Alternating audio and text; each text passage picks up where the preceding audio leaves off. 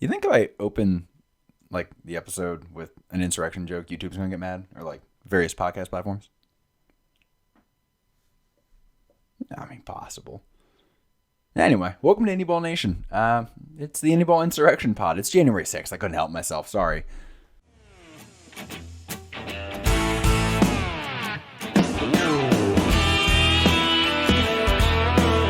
Listen up, y'all. That's right. Welcome back to Indie Ball Nation. Thank you for all the good feedback on episode 1. It went well. That went well. I expected this to be a shutdown by now, and we're still here. Good job, squad. We all stuck together. We got through it together. I'm taking all the feedback under consideration as always. I'm trying to get to all the comments on social media. I'm not that important. I feel weird if I miss a comment back. I feel like I ignored somebody. I feel terrible about that. I'll lose sleep.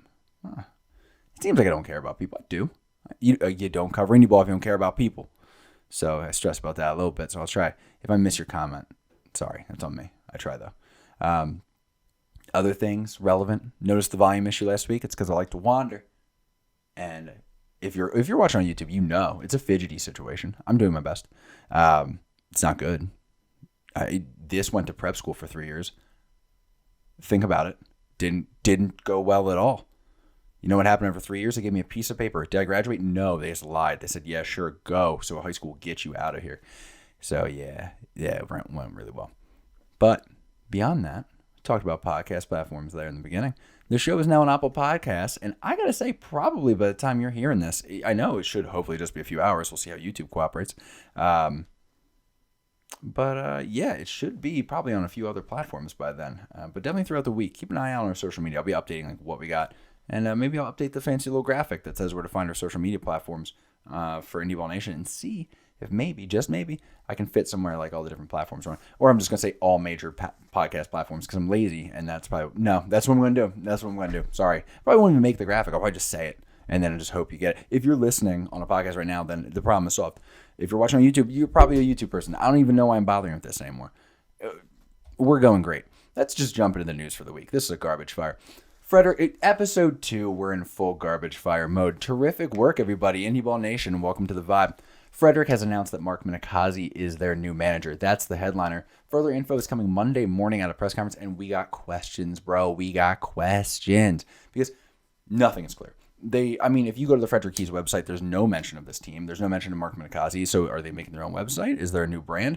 That feels like a bigger than 1 year move. And there has been some conjecture, some rumors, the rumor mill is spinning, saying that, Frederick is going to be going for a more than a 1 year thing with the Atlantic League, which begs more questions. Okay, Hagerstown and Maryland both moving in is a good move. 3 Maryland teams all together with Southern Maryland. Cool vibe. Good little rivalry. Southern Maryland, poor Blue Crab's been on their own forever. All bad bus trips. Like their closest one's like 2 or 3 hours. 2, I think, is York. That's a bad look. So I like them getting, some closer competition. Good call by the Atlantic League. If that is what they're doing. I mean, even getting Hagerstown's a step up. But, yeah, man, I don't know. Frederick would be interesting. Frederick, let's say what it is. Frederick got cut from minor league baseball for a reason. So there's that. Positive, wasn't fan support. Fan support's always been good. I remember that. I used to work for Wilmington, Carolina League. They always vibed. They always seemed to do fine. Frederick seems to have a good fan base, and I think they have the best attendance in the draft league right now. That ain't nothing. And the draft league, I'm going to tell you, is not nearly as good a competition as the Atlantic League. In fact, the Atlantic League is better than the high A ball that they were watching for a very long time, the Carolina League. I think more than likely Frederick fans would enjoy Atlantic League baseball. Hopefully, this is where it gets a little anxiety producing if we're trying to sell the city of Frederick and their fan base on the idea of Atlantic League baseball. Well, I would really hope this team's not a garbage fire.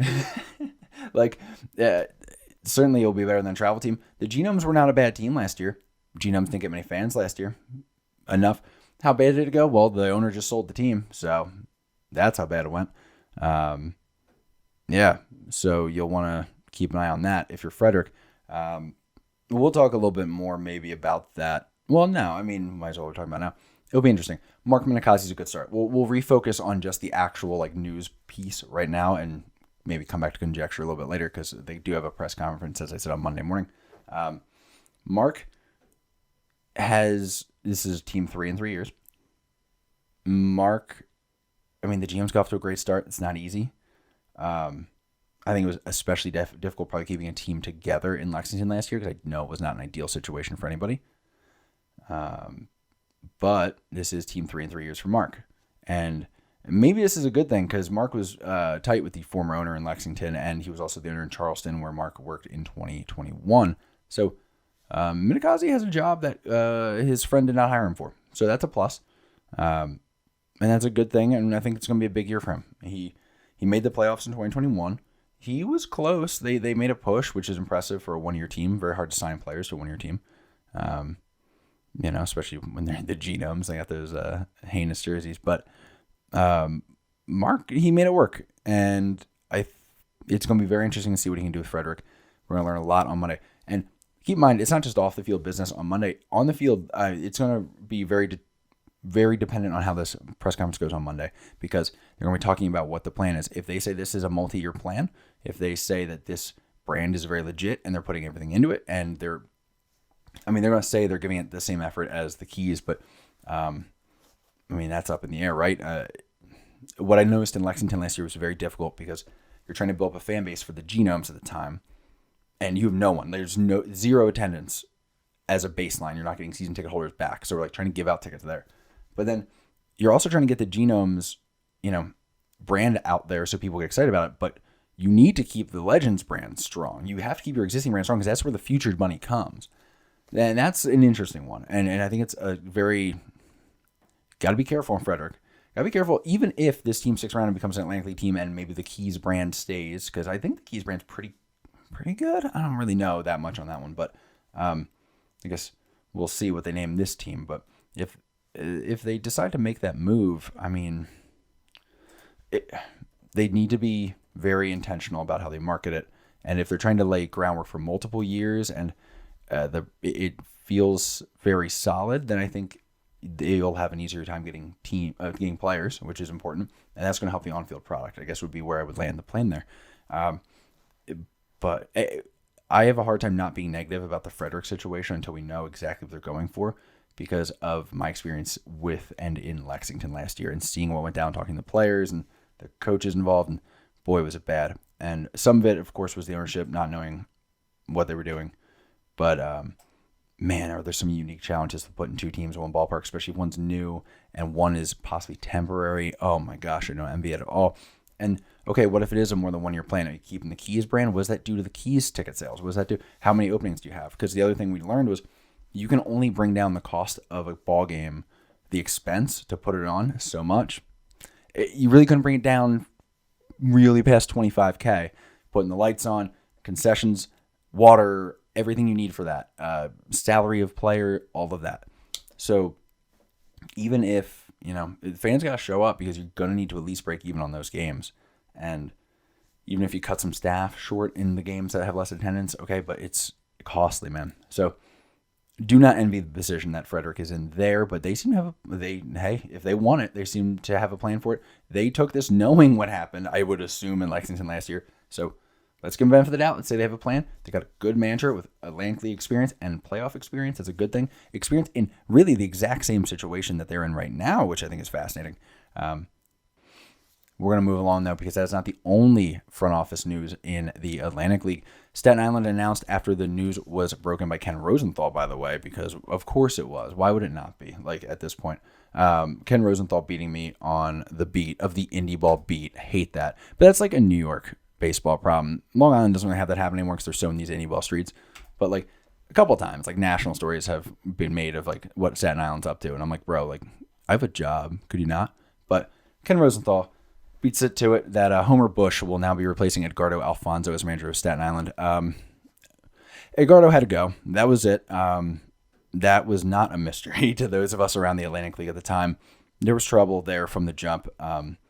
Early on, you might remember, and I'm going to blank on the kid's name, which is terrible. I'm going to pull it up in front of me if you don't mind, my YouTube crowd. But yeah, their best offensive weapon during a very bad opening to the season. Straight up left. Just had a disagreement over, I think it was team pictures, and a homeboy was like, I'm out of here. And that's about when we were like, I don't think this is going very well. But beyond that too, they also had the weird thing of Casey Clemens. Clemens was the big signing. Of course, getting Roger Clemens' kid in there. Big deal. People loved it. And then midseason, he was gone. Said he was going to, like, what I was hearing from internal was he was going to be looking to get a straight release is difficult in the Atlantic League. And he wasn't a train wreck, you know what I mean? But he, Kevin Krause, by the way, was the guy who, after 10 games was out in Staten Island, after he was hitting 308, 374, 500. I mean, gross. So, but yeah, Clemens, like, all of a sudden he ghosted, and then he was playing in Texas. Like, for what, Cleveland? Like, it's a tough vibe. There were questions. I heard, he had guys like running. Like, it's pro baseball. I'm sorry. I don't like to be the guys like, it's pro baseball, don't run. Run your own time. Like, run on your own time. Be an adult. You don't have to show up and run polls. I don't know if they were running polls, but what I heard, multiple people witnessed it and texted me and were like, you got to see what's going on with Staten Island. So that's when you know it's a problem. Don't want to dogpile on that one, but Alfonso, that was a foregone conclusion. He was gone. Homer Bush is an interesting person to bring in. Managed Mahoning Valley Scrappers to a 32-47 record. That's not impressive. That was draft league last year. We were just talking about Frederick in the draft league. Big draft league pod today. The team, though, that doesn't look good. 32-47, and then you go right to the Atlantic League. But I'll say this. The team was actually, I've seen some of them, their game, it's not individuals, it's as a team. The team was actually probably a bit worse than that record. Like, they probably, the fact they got to 30 wins, again, they went 32-47, is probably a good thing. That's probably well done by him. He probably got all he could out of that team. And I would assume, too, Mahoning Valley and Staten Island, I mean, they have a relative history. They're relatively close. I would say I don't think that Staten Island's making the signing blind by any means. I mean, they don't really. I don't know why I thought they had some sort of like shared relationship, but no, they were with the Indians forever. The RIP Indians. Welcome back to the party of their guardians. Yeah, I guess I thought they had more of a connection there, but well, that brings back my sort of valid concern, which was, though I do think the team probably did well for what they were. The draft league, which is connected to MLB, is not exactly a pro league. It's a college summer league, and it's a fancy college summer league. What's a college summer league? And this is now the second fairly inexperienced manager in a row for the Staten Island Fairy Hawks here, and last year was a mess. I would have looked probably a little more veteran, even if you're not finding the most cutting edge dude, but one who just brings some like solid, like, consistency to the party. But yeah, Fonzie heading out there is not surprising. I do think Homer Bush, I don't see any red flags, so good, awesome, and hopefully he does well. I mean, I'm not here to like, this is Indy ball. This is where you get your start. Like Richie Sexton last week, we were talking about Richie Sexton getting added by Windy City as the new manager and being like, yeah, Richie Sexton, cool. The dude's never managed. But so it would be hypocritical to sit here and look at Homer Bush and go, I don't know about that, when he managed fairly well last year. So it's different. You're dealing with former MLB guys, but I mean, Homer Bush is former MLB guy. So you know what? I'm talking myself into this. I'm talking myself into it. I think Homer Bush is probably a good ad. It's a good job. Good job, Fairy Hawks. There you go. Kudos to the Fairy Hawks. I know it was a little rough on you last year. It was easy. And sorry-ish. But yeah, I think good call. Good call by the squad. Looking elsewhere around the Atlantic League, might as well. Lexington added a front office, a GM, Justin Ferrarella. Nailed that. I think I nailed that. Justin, if you're watching, which you're not because you've been warned not to watch the show because me and Lexington don't get along, tell me if I nailed it. I think I nailed it. Feel pretty good about it. He was the GM of the Sussex County Miners since 2017. By all accounts, he did a very good job. Got them into the Frontier League. Now he is on to other things, which is a choice. Yeah, I don't know what to make of that. Best of luck, man. I think he could be. There's a lot they got to do. Last I heard, they need a lot of renovations on that stadium in Lexington. Hope you're good at balling on a budget, my brother. Moving along, though, out of that, talking some player news. Let's get on the field, man. Let's have some fun on the field. Gunnar Kynes, who has been dealing. Gunnar Kynes has been disgusting this offseason. He's been hanging out in Perth, Australia, dealing it for the Perth Heat. And it was just announced that he will be re-signing this year with the Gastonia Honey Hunters. That's a great move by them to bring him back in. Good piece of a potential second run back to the playoffs for Gastonia. He only pitched 7 innings for them this year, but he was gross in those 7 innings, 9 Ks and 7. Now he is in Australia, 41 2/3 innings with 41 Ks. Be nasty. He has, how many hits? How many hits is he allowed? 33 hits and 41 2/3. Disgusting. Gunnar Kynes, disgusting. I'm amazed you're allowed in Australia with that kind of arm. They don't let you bear arms out there. They're not one of those countries. But my man's bearing arms and slanging it, so good for him. I don't have projections up for him. I will have projections for a couple of guys coming up. I'm going to try as I can when players come up in the podcast episodes podcast, YouTube show, whatever. Show episodes we're going to go with for now. And I'm going to be trying my very best to have projections ready to rock for guys. But I made that decision fairly late in the game today, and then the day got busy, as I've been over twice now. So we're all just going to be cool about these things.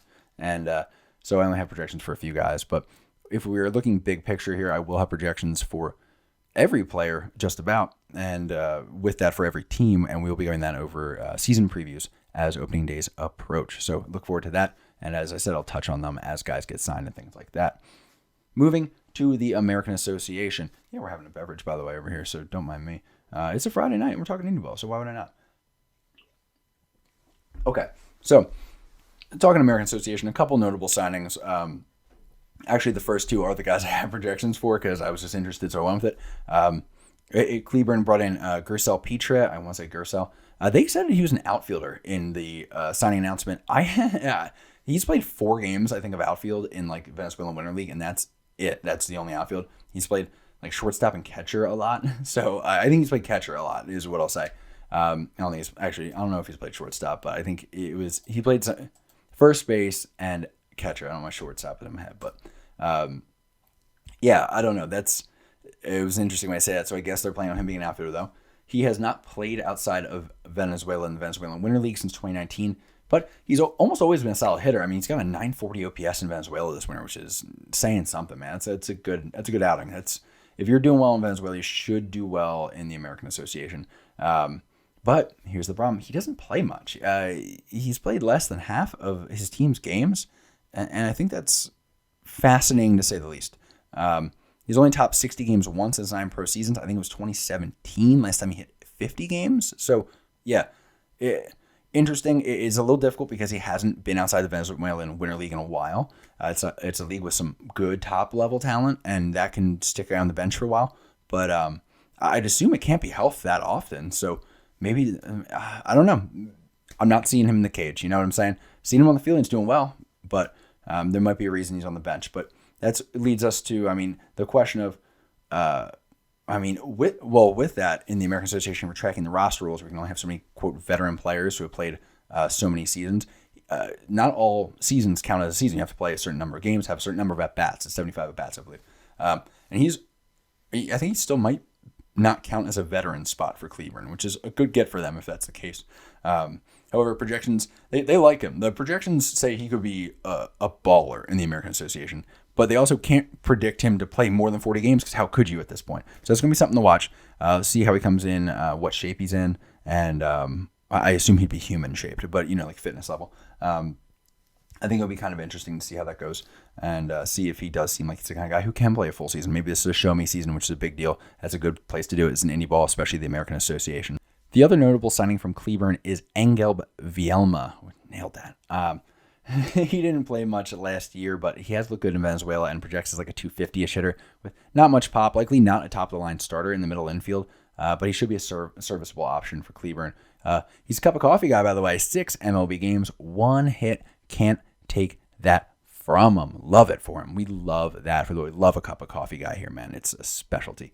Eli Villanueva, cup of coffee guy, by the way. Facts. That's like one of my favorites to touch Indy ball lately.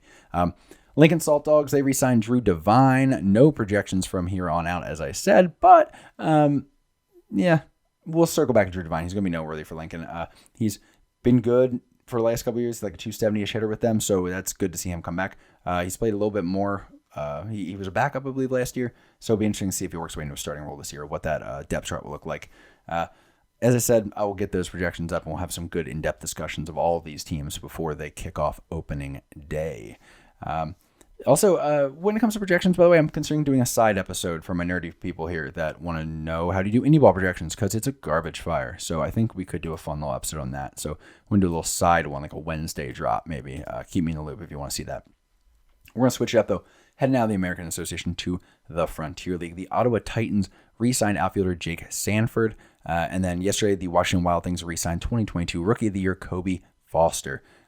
Kobe, that's a good thing to see him come back. I mean, that was kind of, I think no one's surprised by that, but it's good to officially hear with guys like that.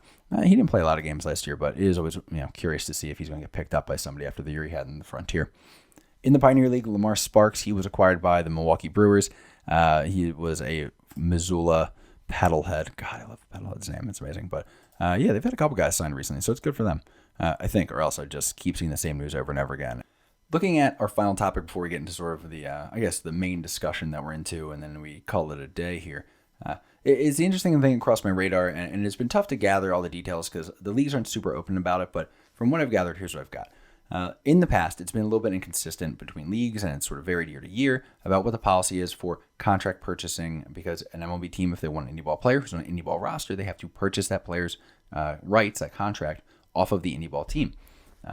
During the offseason, I think it's like $15K just about across the board. Not sure what the Pioneer's up to, but I think it's about $15K to get a player during the season. During the offseason, though, it seems to be, it's fluctuated in the past, but now this year, across the 4 partner leagues, the Pioneer, Frontier, Atlantic, and American, it would seem that they have now sort of a solidified, you do have to purchase that contract policy, and there's a sort of likely, from what I've heard, at least in a couple leagues, and again, piecing together. Some leagues are forward about different parts of this, and others are forward about other parts, and you got to kind of combine here. But the details I'm getting are there's definitely sort of tiered structures that exist, and depending on when a guy's contract is purchased during the offseason, there's a different price for it. And then if they decide to keep the player and they don't cut him during camp, then the player, they pay out like the rest of the $15K, like whatever else is there. That seems pretty solid across the leagues in some form. But it is interesting, and I would say it is interesting, one, because, okay, like it's always nice if you can, reduce the boundaries to signing a player. That is good for the player. Is that good for the bottom line of the team? Arguable, but I would say long term, I think it comes out in the wash. If not, it's better for the team to have players getting signed, because then more players want to come to you, and fans want to come, and down the rabbit hole that goes. However, I'm more interested, looking forward, as I touched on in episode 1, that not everyone loves MLB's involvement in the, as they would call them, the partner leagues. And it's fascinating to see MLB can just, because this is the interesting news. Sorry, I should have led with it. Buried the lead, Ryan. What is said is that MLB was the one who said, yeah, we really like this to be the case. And there was some reasoning behind it. I actually got the reasoning from 3 different people, and it was a little different every time. So who knows? It could be whispered down the lane. It could be different people being told different things. It could be MLB telling people different things based on who they're trying to bring into their line of thinking. But it's probably just miscommunication, different understanding of what's going on. But it is fascinating anytime MLB decides that they want to be involved in the business of Indy Ball, because for years they did not. For years they did not like Indy Ball, and then all of a sudden they want it. They say one baseball, we're all under the same roof, and start throwing in experimental rules that can, they can use them like guinea pigs if they want the players, and I'm sure there's money exchanged in some form. That's never been confirmed either, but common sense would tell you it's a business partnership. I'm sure they're not just saying you can use our logo as their friends. So it's interesting to see MLB coming in and saying, hey, this is how you should work your off-season contracts with our teams. So it's something to keep an eye on. It's going to be something that I'm going to do more research on. Hopefully I'll have a good follow-up.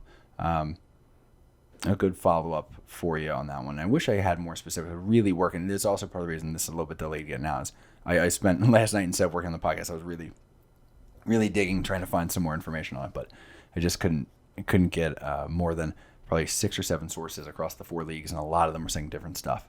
So it's tough. You got to kind of check everything, and some stuff, I would ask somebody, well, what about, I heard from someone else that this was the case, and they go, oh yeah, like that. At times it's not even that, the information is inaccurate. It's just like, oh, they didn't even think to mention that piece, because there's so much minutia to these contracts. So keep that in mind moving forward. Before we hop into the final bit of our conversation for this episode, I do want to stop and say, give us a follow on social media. This is it. This is the plug. It's happening now. We're doing it mid-episode. Throw them all off. I don't care. Social media, follow us. Twitter, Instagram. We don't do Facebook. We don't care. But Twitter and Instagram, it's at IndyBallNation. And follow on the YouTube channel, where you're watching on the YouTube channel already. Subscribe. Get notifications. There you go. Real YouTuber stuff. Now that's out of the way. Put on your Viking caps. It's January 6th. We're taking over Indy Ball. I threw it out to the followers. I was like, yo, what if you could change anything? If you were given all authority over Indy ball or the league that you love, whatever the case may be, what would you change about it? And I got some money responses, and we're going to take these responses and we're going to put them on the grid, the big main 4 grid here, which is basically on one side you got good ideas, on the other side you got bad ideas.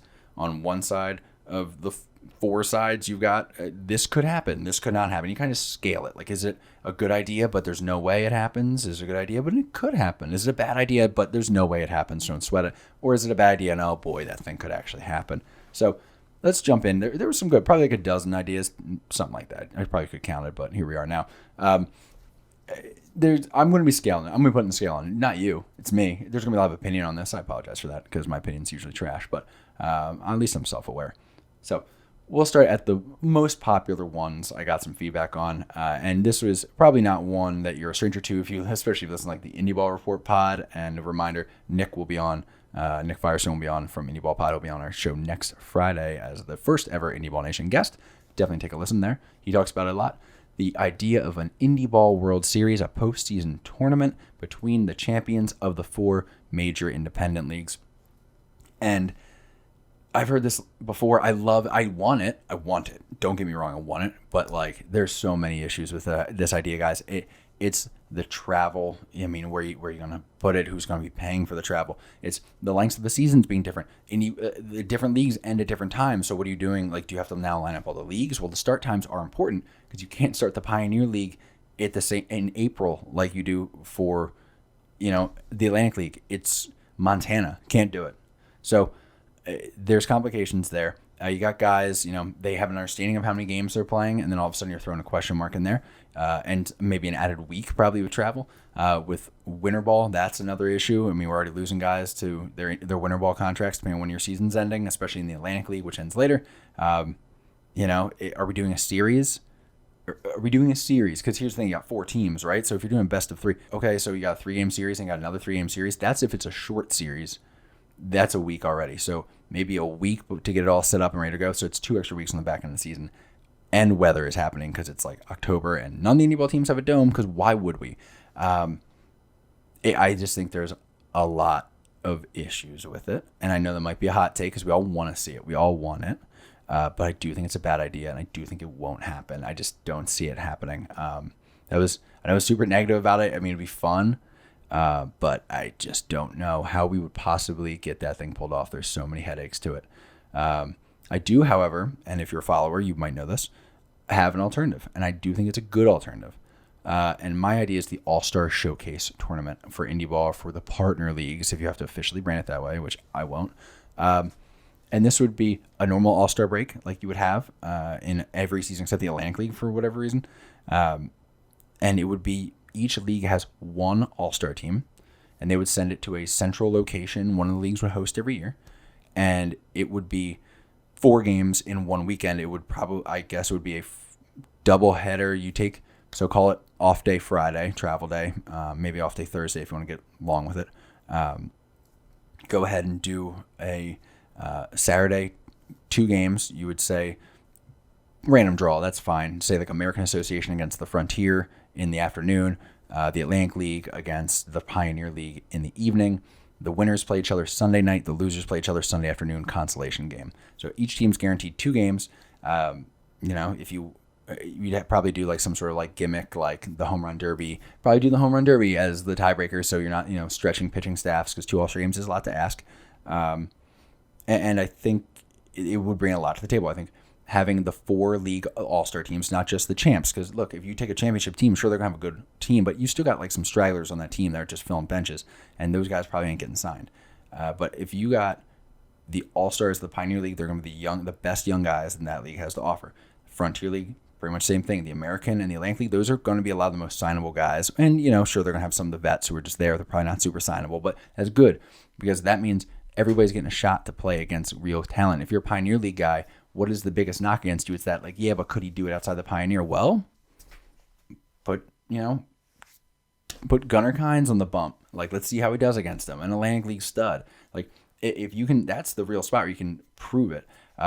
If you're an Atlantic League guy, get out there. You can, you're competing against the best that the American has to offer. and the Frontier have to offer, and even the Pioneer League guys, give them see what happens. I think it would bring a lot to the table. I think the marketing of it is a lot clearer, having to explain to whatever market is hosting, whatever city is hosting, like, well, there's 4 indie leagues and they all have like these champions, and all the champions come here, and it's cold, but please come out. I think it's far more, I think it's clearer to be like, we got the 4 all-star teams of these 4 leagues. They're playing each other. Come check it. I think if you're a scout, all of a sudden becomes something that you really want to see because all these great players are in one spot. You got about 100 ball. You figure 25 a roster. You got 100 guys there who are some of the best indie ball players out there. And I think there'd be plenty of action. I think it's a good ticket to sell, and you could sell like packages for it. I think there's potential there. There are issues. Cost and revenue split. Teams within leagues can agree on cost and revenue split, like without drama. I think it would be a headache with 4 leagues trying to do it. It's a gamble for the better leagues. If you're the Atlantic League or the American Association, what do you really have to gain, especially the Atlantic League, who's always been able to be like, we're the best league? Well, now if the American Association comes in and punks you with their all-stars, well, maybe not. If you get upset by the Pioneer League because like guys got a hot day on the bump and like you guys can't get it going, you just had a weird travel day, like it could really hurt. You could argue it hurts the brand a bit. So that's something to consider. I could see leagues not liking that for sure. If you're the Pioneer, you're running the risk of getting run. Sure, we don't expect you to win, but like that's cool because like if you pull the upset, sick, but you could get run, man, and it could, I could see them not liking that. So that is something to keep in mind. And for that reason, I also think, I think that is a good idea, but I also don't see that one happening, unfortunately. But something to keep in mind if they ever have the opportunity to do something like that. I like the Indie Ball Partner League All-Star Showcase idea, All-Star Showcase weekend, brand it however you want, but branded Partner League, whatever. Semantics. Moving right along. Indie Ball rankings. We on it. Already on it. Hopefully we're going to have a vote. We're going to have some like people close to to all the leagues. It's going to be a smaller thing, and as a couple of seasons go on, we're going to sort of grow our voter base to have good representation across the board. That representation is going to be kind of general, like people who know each league really well, and then it's going to have to be more like hopefully down to like the team level, like somebody kind of around each team or involved with each team. I also have been cooking up like a sort of possible BCS style ranking. Yeah, remember the BCS? Explain it like more of like an equation, like based on how you do what your ranking would be. I posted like a sample of what it would look like based on just last season, not like weighted for like the most recent, whatever. People talked about a lot and people were not happy about it. Love it for me and for them, whatever. But there were some people who were like, no, you can't compare teams in different leagues. Yes, you absolutely can. In fact, it is easy. It's easy too. We can compare teams in different eras. We have stats for that, actually. We have numbers for it. That's what OPS Plus is for. That's ERA Plus. That's what it's for. We can compare players from every era. We can compare them to other leagues. If you're signing one guy in one league into another, then you are also projecting what he's going to do in this league. So if you can do that, you can, of course, compare the teams and rank them. Yeah, I mean, if I recall, the big question mark was where did Missoula end up? Probably 17-ish. That's not bad for a Pioneer League team. That's in the top 20. It's sick. So keep an eye on that one. Good idea and possible and very likely because it's happening right now. Keep and looking. Promotion, relegation. Fun idea. Love that concept. Like, I guess what? You win the American, you go to the Atlantic. You are bottom of the Atlantic, you go to the American. Cool. Fun idea. Bad idea. Let's for a number of reasons. Business concerns. Yeah, you're a Atlantic League team now. You're trying to sign like a sponsorship deal, but like you're trying to get the city on board with some project you have. But like next year, you could be like a couple bad seasons. You could be a Frontier League team. Very different situation.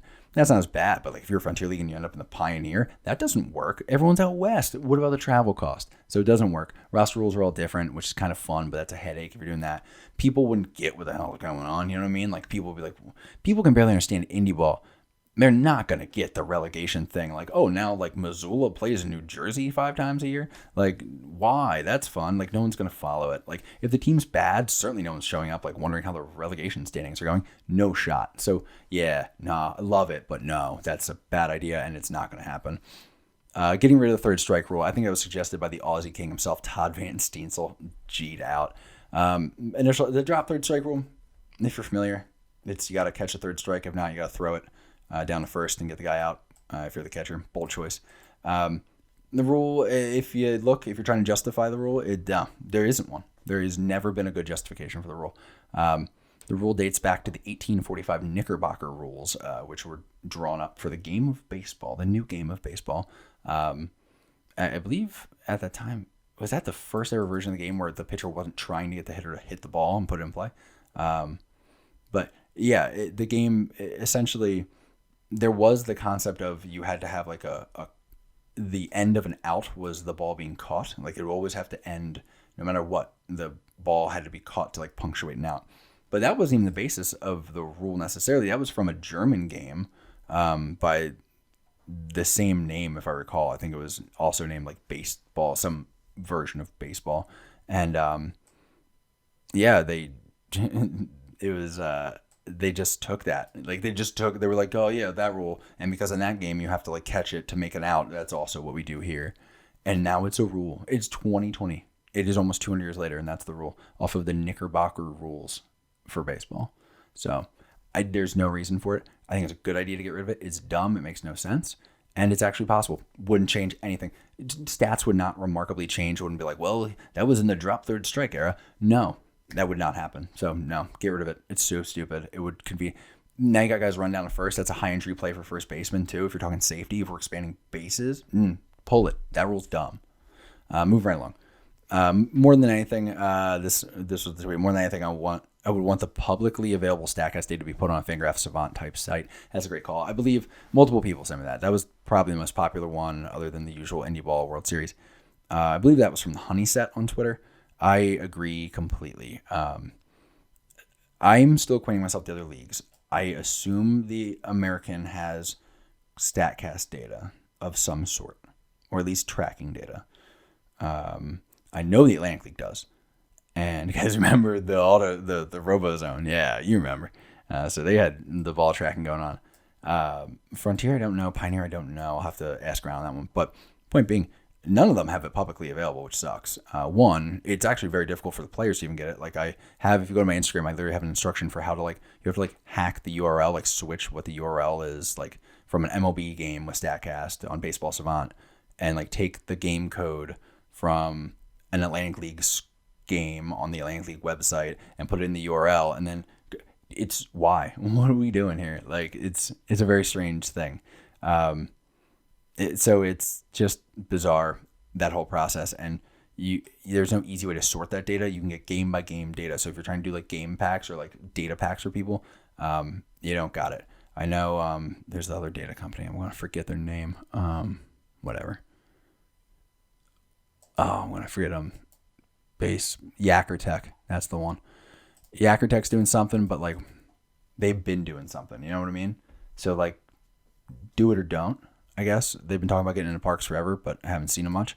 So I hear good things. I know some colleges use them, but right now, the only ones that have much I know of is the Atlantic League. I'm sure other teams have other things, but other leagues have other things. But yeah, man, it's got to be available. Like if we're trying to get these guys the best possible chance to get publicized as being very good and get data out and get signed, then that's no questions what needs to be done. It's a good idea, and it's definitely possible. The data's there. You just have to put it out and make it public. That's all you got to do. And you got to sort it into a different database, which is like half a deal with Baseball Savant probably, or like StatCast or whoever it would be. StatCast, I think, is owned by MLB. So you're a partner. Figure it out. Sorry, that bothers me, but continuing. As for the Atlantic League specifically, that the players and teams would need to be marketed more.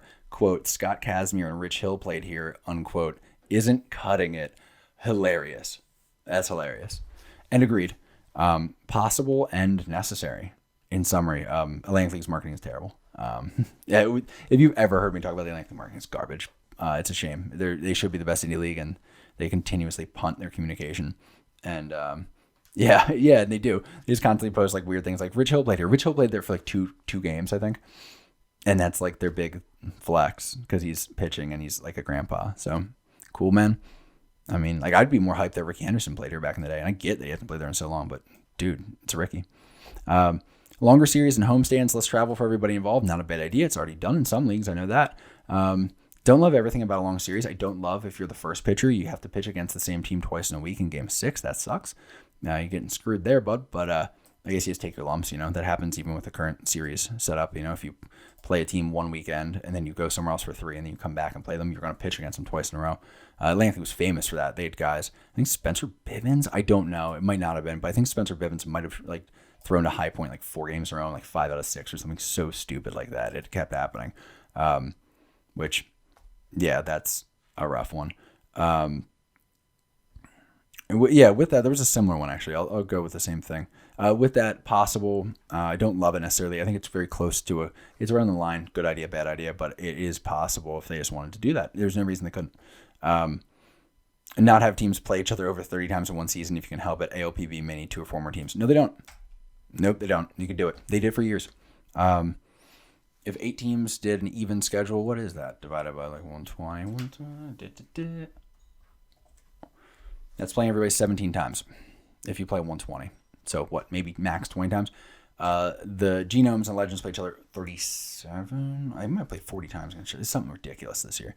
That was a weird one because they try to match up the local teams to each other. And obviously in Lexington, they shared a ballpark, so they were local. And then there was some weird scheduling thing where they basically traded games out and they played 6 extra games against each other during the year to make up for it. It was a mess. It was a garbage. Lexington was a garbage fire if you can't tell. But no, the team should never be playing each other 30 times. It's bad. It's a bad look. And it's a shame, too, because Lancaster and Southern Maryland should have been such a hype series. It was a 5-game set. And it did work out because, it was a banger of a series in the playoffs this year. But, at the same time, we saw them play so much, before. It's just tough. Yeah, fully on board with that. And it's not that hard.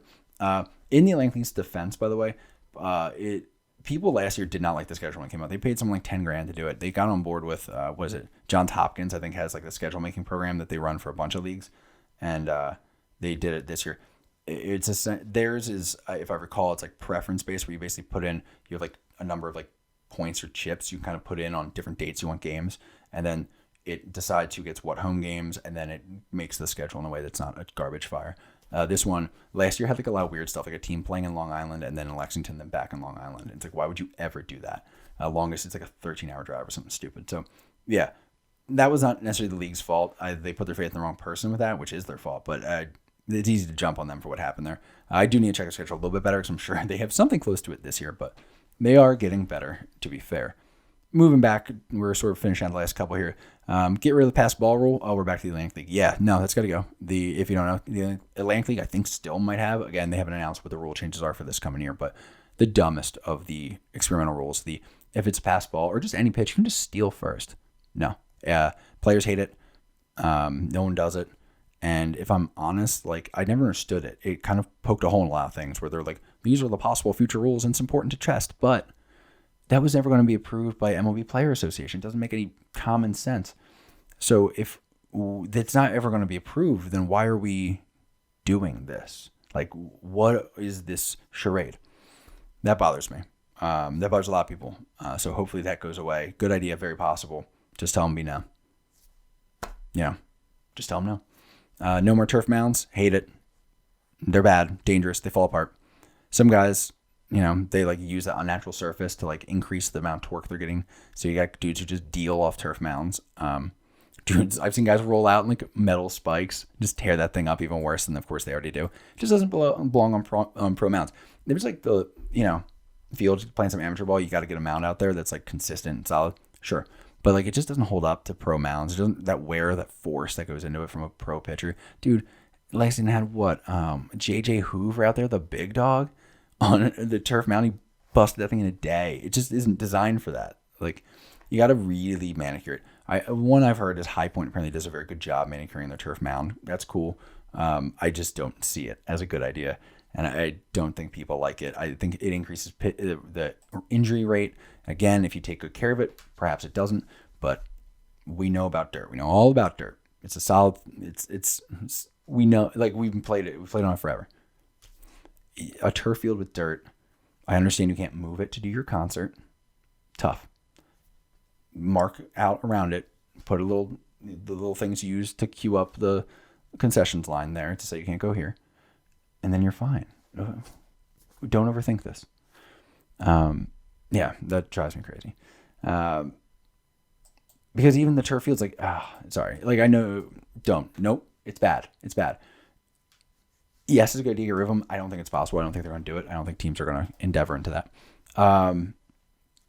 Comment, this one here, I mean, it's not much to add to it. We'll put major focus into former MLB players' immediate access to be signed by clubs, pushing for heavier exposure of like potential former MLB guys who could be signed. I get that. I track that, but I understand it could be tough to like market.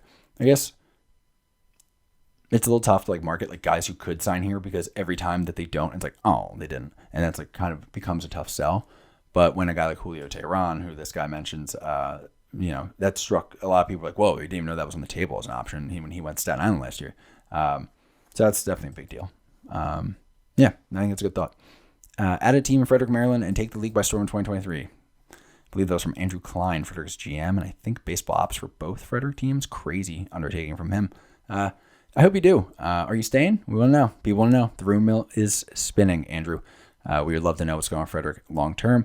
Frederick to the ALPV is a good idea. It's a good market. Also possible that considering the league could easily gain or even lose a team. So like, because, if you add Frederick, well, you're back to, you got Hagerstown. Now you have an odd number of teams again. There's a problem there. Not necessarily. They might be losing or gaining another team soon. There's a lot of rumors on that. Different conversation, different day. But of course, the marketing branding concerns are brought up early in the show, but that's that. As for winning the whole thing, taking the league by storm, whatever, possible, but unlikely. The Atlantic League is super tough. It is very difficult to come in from outside and get it done. Lexington did that, but Lexington also had, that was a very different team that year, and they had some advantages with Brandon Phillips in town. Teams, a lot of the teams that start out in the Atlantic League are awful and they're garbage fires. Season 1, Gastonia. Season 1, Staten Island. Season 1, High Point was good. So, it depends. It's quite the undertaking, though. Yeah, I think that's it.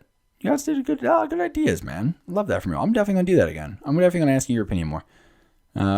Yeah, successful day of planning what we're going to do when we take over Indy Ball. So now, get your Viking helmet on and storm your local Indy Ball capital. I wonder what that would be. I should have asked that. Stupid. Drop in the comments. Tell me what you think the Indy Ball capital is. Shoot that shot. Try not to get on a list.